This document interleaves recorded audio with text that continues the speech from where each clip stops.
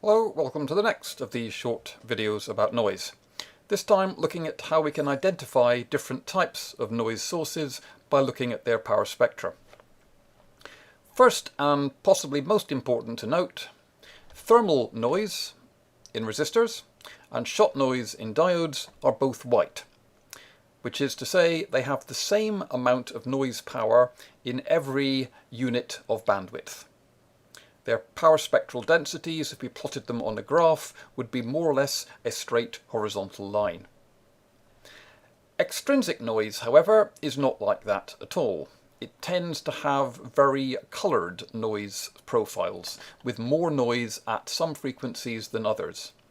This, for example, is the noise on a rather noisy audio amplifier, and it exhibits these spikes in noise, which, if you spot them on the spectrum, occur every 1 kHz. That is a useful clue, because if you're getting noise spikes every 1 kHz in the spectra, that implies there's something happening in your circuit once every millisecond. That's a useful clue in particular if you know that this amplifier is connected to the computer via a USB cable, and the data frame on a USB cable is 1 millisecond long. Strongly suggests that these peaks here are a result of coupling from the communications signal coming up the USB cable into the audio amplifier. You can hear the difference between these types of noise as well. This is Gaussian white noise as would be produced by a shot noise or thermal noise process. And this is what that rather noisy audio amplifier sounds like. You can hear that there are some discrete frequencies, some discrete tones in the audio amplifier's noise. Now, there's a simple way to determine if the noise contributing one of these spikes is due to a single frequency source, such as a digital clock signal, and that would give you a good indication of where that noise was likely to be coming from. And that is to change the number of different frequency bands in which the signal is divided up into to produce this plot. Currently we've got 512 bands of frequency between 0 Hz and 22 kHz, which means that each one of these bands is going to be just over 43 Hz wide. So every single point on this plot here is a measure of the amount of noise that occurs in a 43 Hz bandwidth.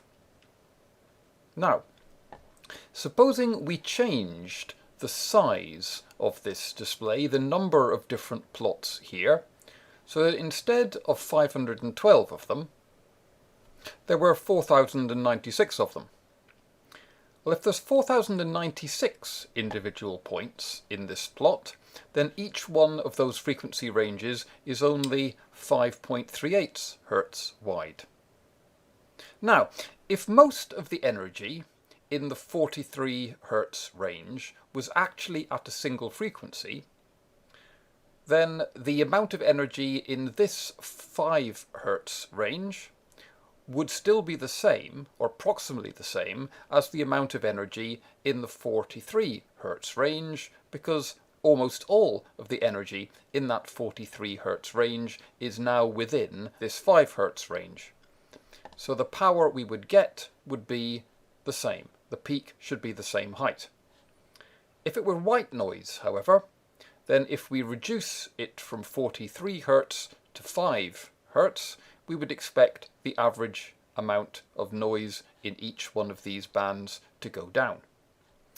We can try this. Here's an actual signal. We've got a digital component here, which is at, you can see it down here, when I put the cursor up there, minus 55.9 dBs. And it's almost exactly at 8 kHz.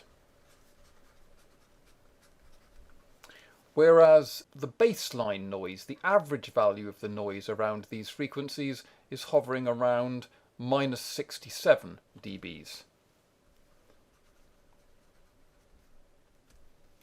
Right, now, if we change from 1024 samples here to, say, 4096 samples, then the width of the frequency bands is reducing by a factor of 4. Now, if it were white noise, that would mean that the power in the bands would be reducing by a factor of 4 as well. A factor of 4 in power is about 6 dB. So we would expect, if it were white noise, for the points here to drop by around 6 dBs. So this minus 67, we would predict, would drop to around minus 73 dB, 6 dB lower. Let's see what actually does happen. Well, as expected, the baseline down here does drop to around about minus 73 dB, just as we predicted. But this spike at 8 kHz has only dropped to minus 56.9 dB. It's only dropped by 1 dB, not 6 dBs. Why?